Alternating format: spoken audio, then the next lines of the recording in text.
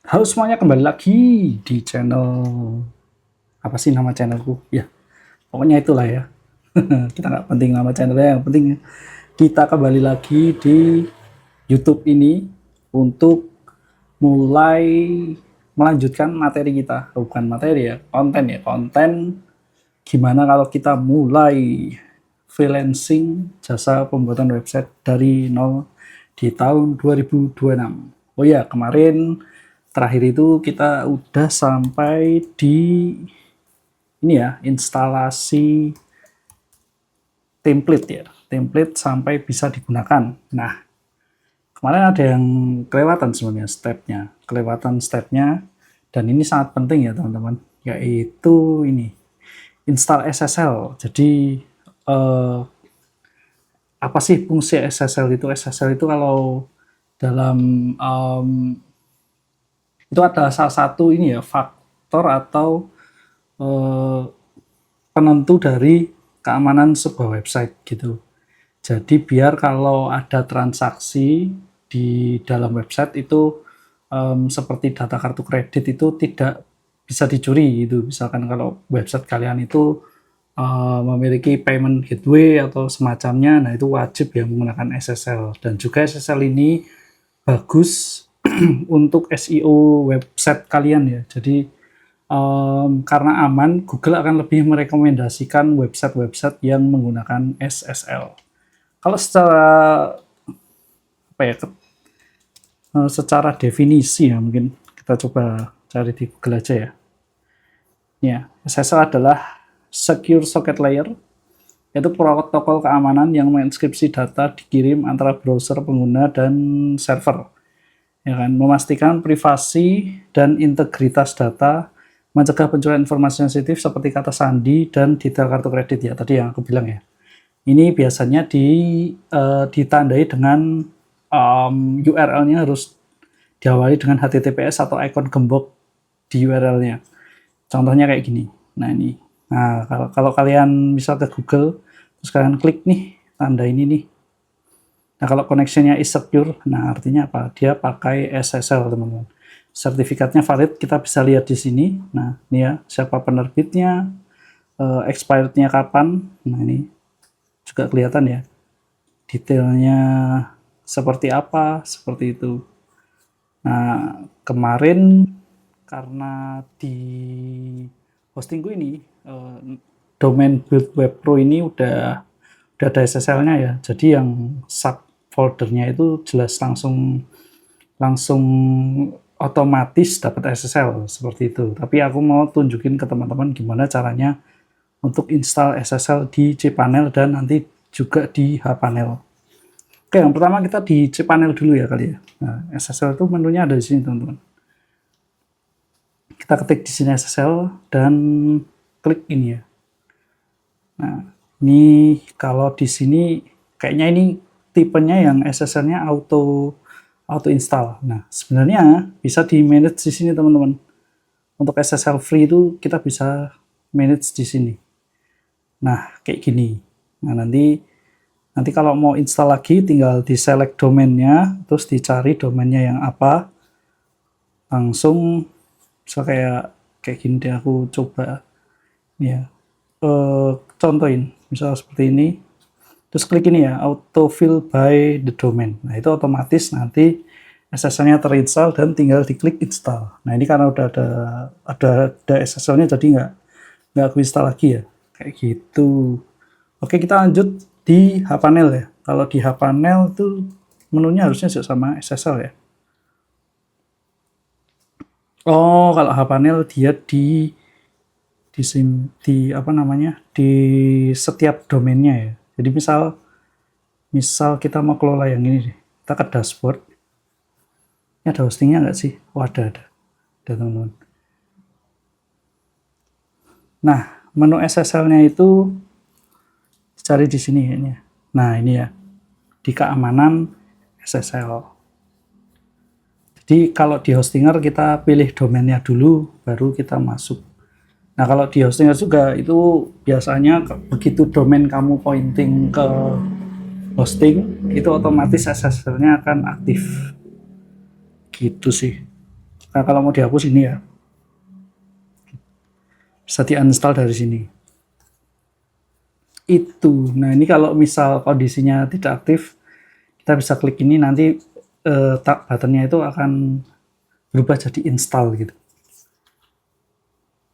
Tapi biasanya otomatis sih udah kalau hosting. Itu sih. Oke, kita kembali lagi ya ke materi selanjutnya. Mungkin akan aku pisah ya biar nanti ini judulnya beda gitu. Kalau ini nanti mungkin judulnya adalah install SSL. Nah, mungkin aku sekalian jelasin supaya lebih dalam lagi tentang SSL ya. Nah, ketika kalian menggunakan SSL itu juga ada yang namanya force to HTTPS. Apa artinya force to HTTPS? Biasanya kalau di Hostinger itu udah ya, itu langsung semuanya. Jadi begitu kalian pointing itu otomatis langsung diinstalin SSL dan juga di force biasanya. Nah, kalau di Gpanen ini ada agak beda ya. Kalau misal kalian itu baru install, itu biasanya URL-nya ini itu nggak HTTPS teman-teman, tapi masih HTTP gini. Nah, fungsinya force to HTTPS itu adalah agar memaksa URL-nya itu langsung ke HTTPS. Jadi ketika diakses nama domainnya doang nih, misal wildwebpro.com. Misal aku akses nama domainnya doang ya. Ini nggak pakai URL ya. Jadi nama domainnya langsung. Dia akan langsung redirect ke HTTPS. Nah, fungsinya kayak gitu. Terus apa lagi ya? Mungkin kalau tentang SSL itu yang perlu kalian ketahui. Oh ya, ada dua jenis SSL teman-teman. Ya, yang pertama adalah Let's Encrypt. Ya, Let's Encrypt ini adalah SSL free.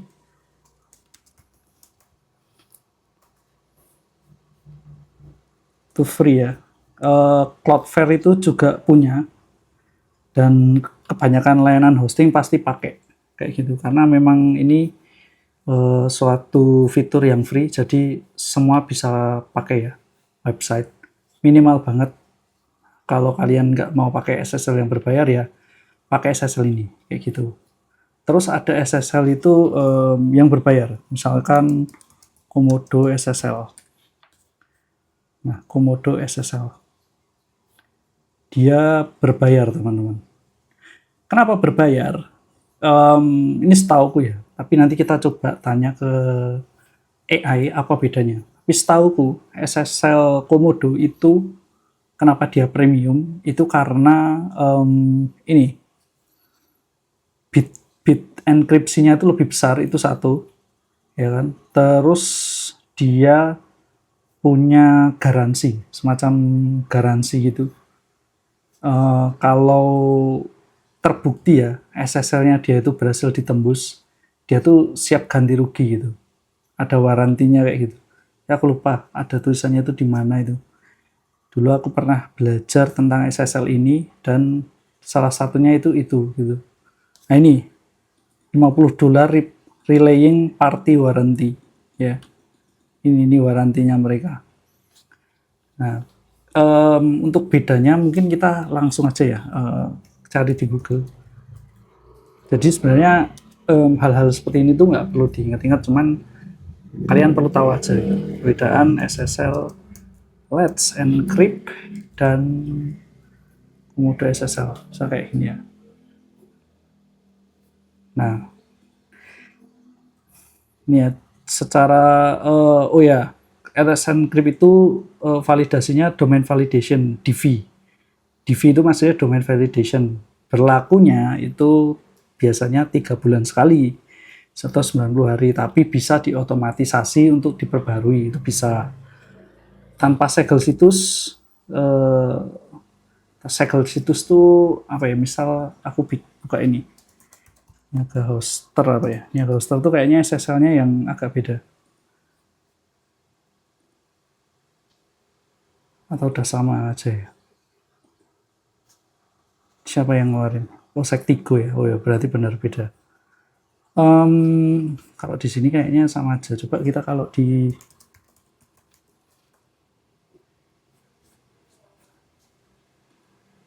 apakah berbeda? Wah, sama aja ternyata teman-teman. Nggak kelihatan bedanya ya.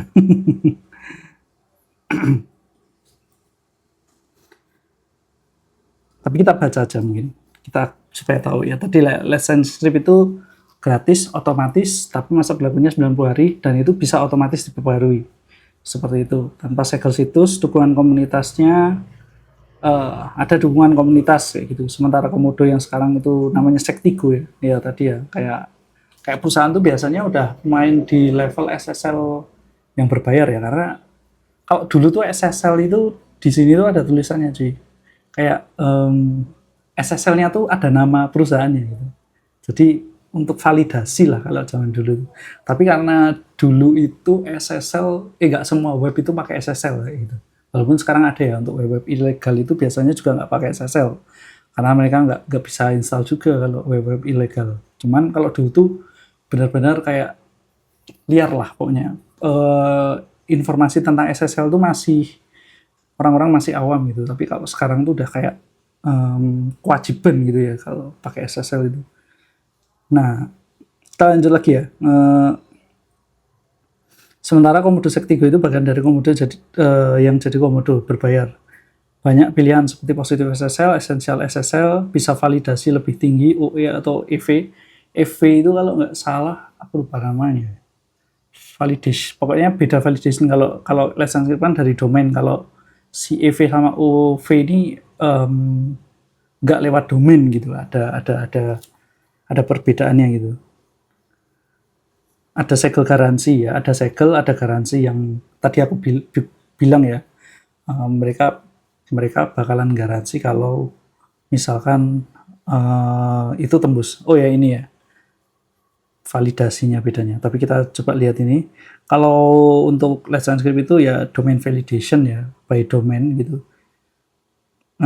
Jadi memang biasanya untuk web-web yang sifatnya pribadi atau blog atau mungkin UMKM atau web-web biasa yang baru mulai gitu, yang tanpa transaksi sih pakai Let's Transcript aja cukup seperti itu. Walaupun Let's Transcript juga dipakai untuk yang website pakai pembayaran gitu juga nggak apa-apa juga. Cuman bedanya kalau di Komodo Sektigo itu ya itu tadi ya ada garansinya gitu. Dan tingkat validasinya itu lebih tinggi tuh. Ya ini ya tadi ya OV itu organization validation, kalau EV itu extend validation.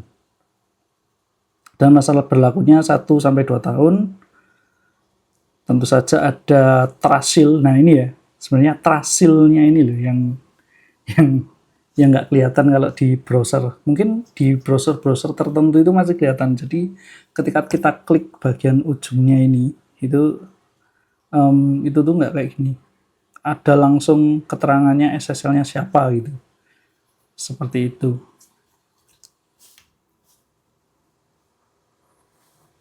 Itu sih paling bedanya ya. Karena kalau untuk pemula seperti kita sih, atau kita sebagai freelancer ya, SSL Essential aja cukup seperti itu menurutku. Itu ya. Kalau keamanan-keamanan lain sih kalau di Cpanel itu ya ada ya. Biar sekalian aja ya kita bahas keamanan ya. Karena kenapa kalian harus tahu tentang keamanan di hosting? Karena ini nanti ketika kalau ideku ya, keinginanku tuh freelancer website itu selalu dapat retainer klien. Artinya apa? Klien itu nggak cuman bayar ketika project jalan dan selesai ketika project selesai, tapi kalian itu juga jaga hostingnya supaya perpanjangnya itu sama kalian gitu. Jadi continuous income ya. Nah aku tuh udah lakuin ini dari dulu gitu. Nah aku tuh mau teman-teman WordPress. Kalau yang udah senior aku yakin udah ngelakuin itu ya mungkin. Tapi yang pemula-pemula ini aku lihat kan pertumbuhan WordPress developer itu makin besar ya. Nah, itu biasanya belum melakukan itu gitu. Nah, ini tujuanku tuh untuk ngasih tahu itu. Nah, ini ada beberapa ya keamanan dari kalau cPanel itu punya semacam selain SSL, itu mereka juga punya two factor authentication. Itu biasanya kita pakai aplikasi tertentu gitu. Google 2FA, kalian bisa search ya. Contohnya itu Google 2FA. Nah, ini Google 2FA itu kalau digambar, nah kayak gini, dia akan terhubung di handphone dan akan bikin kode-kode yang selalu berubah. Nggak tahu ini menitannya berapa, mungkin 1 menit atau 1,5 menit gitu pasti berubah. Nah, itu juga meningkatkan keamanan. Kalau ternyata login user atau password kalian diketahui hacker gitu, dan mereka mencoba login, kalau kalian pakai 2FA, mereka akan diminta untuk memasukkan kode-kode tadi. Nah, itu kan double keamanan ya. Selama HP kalian pegang, harusnya login kalian aman gitu kalau pakai 2FA. Terus ada juga yang kedua adalah ini, Immunify. Oh ya, kalau di cPanel ini, karena eh, dia itu layanan terpisah dari web hostingnya. Domainisia kan itu perusahaan web hosting. Nah, cPanelnya kan perusahaan panel hosting gitu kan ya, panel server gitu.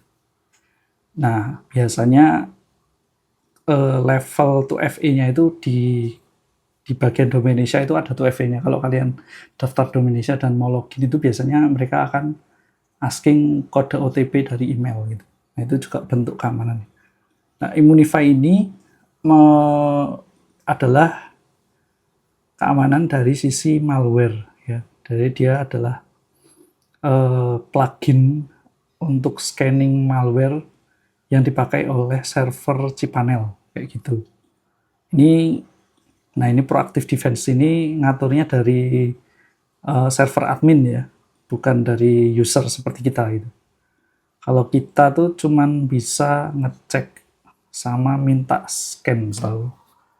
Itu pun harus ngontak support ya, nggak bisa kita lakukan sendiri, dan biasanya ada history gitu. Dan ini bersih ya hostingku. Dan kalau ada malicious malware biasanya akan terinformasi di sini.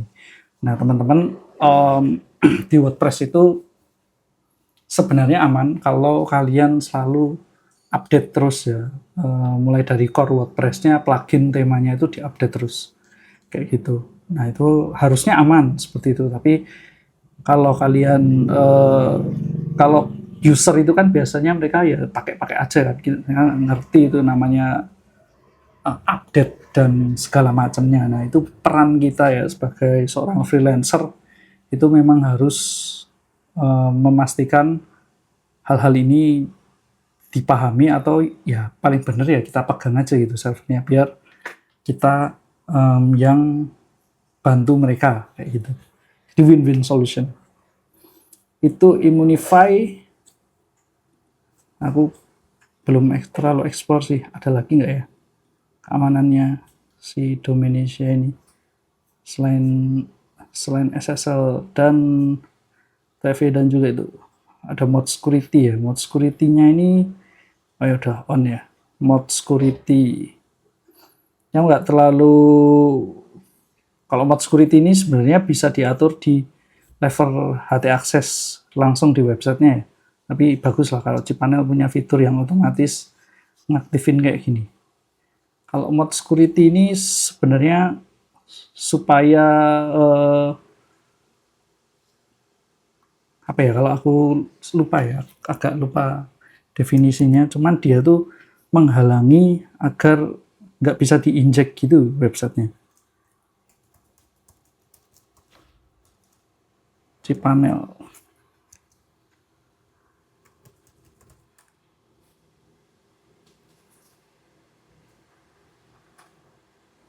Ya, dia semacam firewall ya, ya kan, biar nggak bisa diinjek. Nah, ini kan Kalau kalian di hosting kalian tuh nggak ada mod security-nya, itu sangat besar ini kena SQL injection. Mana ini tuh termasuk yang paling sering dialami website WordPress ya. Karena polanya kan gitu-gitu aja ya website WordPress. Jadi ada beberapa keamanan seperti mod security ini ya penting banget ya biar nggak kena inject. Itu sih. Lalu apalagi ya yang kira-kira paling kalian main di level permission file sih kalau aku mau kasih tahu bentar. Ini file lama ya jadi aman sih. Bentar. Kita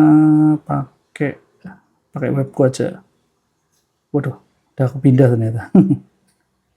Ini kan aplikasi belajar ya. Oh ya, ini aja deh. Nah, ini misal ya, teman-teman, WordPress itu kan filenya tuh gini-gini aja ya. Pasti ada WP content, ada WP admin, ada WP include, terus ada WP config. Ya. Ini gini-gini aja sih filenya. Nah, yang mod security itu sebenarnya bisa dipasang di sini. Ini ada ya, coba. Harusnya udah aktif sih. Kalau di depan itu tadi aktif, harusnya di sini dikasih. Nah, ini ada mod header ini. Nah, ini bentuk script mod security-nya itu di sini. Coba ada mod header-nya ini. Itu ya. Nah, yang mau kasih tahu adalah kalau kalian mau mengamankan ya, selain tadi ada mod security, ada Immunify, ada SSL, itu lainnya adalah kalian bisa ubah ini permissionnya ini. Permission di WP config. Karena kalau kalian ini sampai kemasukan, itu database kalian bisa dijebol gitu sih. Bentar, jangan diedit ya. Kayaknya kita rubah aja permissionnya. Misalkan, oh ini ya, change permission. Nah, permissionnya berapa sih yang disarankan? Kalau untuk WP config sih, kalian bisa pasang ini aja. Yang dihidupin cuman read aja gitu. 400. Nah, ini nggak akan mempengaruhi website ya, teman-teman. Ini bisa akses website langsung, oh enggak. Tapi ini sama ya website yang depan ini tadi. Ini tuh nggak akan mempengaruhi website teman-teman. Dan kalau kalian rubah ke 400, si hacker itu nggak bisa melakukan perubahan langsung ke dalam script ini. Karena dia cuma punya permission read. Ini kalau misalkan jebol ya, teman. Misalkan pertahanan website kalian jebol. Nah, itu kalau kalian ubah permissionnya ke 400, hackernya itu cuma bisa nge-read aja. Walaupun mereka bisa akses ini, tapi paling enggak mereka nggak bisa merubah konfigurasi yang ada di sini. Nah, ini kalau konfigurasinya sampai ada yang dirubah, itu yang efeknya ke database. Dan kalau udah ke database, itu lebih riweh lah nyari permasalahannya. Bahkan sampai sekarang pun aku kalau yang kena database, walaupun belum pernah ya, tapi dulu waktu aku masih kerja di web hosting, itu ada yang kena di database, itu saran terbaik adalah restore ke versi yang sebelum error gitu. Terus kita tingkatkan security-nya, kita update semua, kita rubah password-passwordnya supaya lebih aman lagi gitu. Ya wes, itu aja lah. Video kali ini kita membahas tentang security ya. Nah, ini adalah bagian penting dari perjalanan nanti kalau kalian nge-freelance dan kalian punya banyak klien, kalian harus perhatikan salah satunya adalah security itu sendiri. Itu aja. Kalau kalian suka dengan video ini, jangan lupa like, subscribe, dan nyalakan notifikasi. Terima kasih.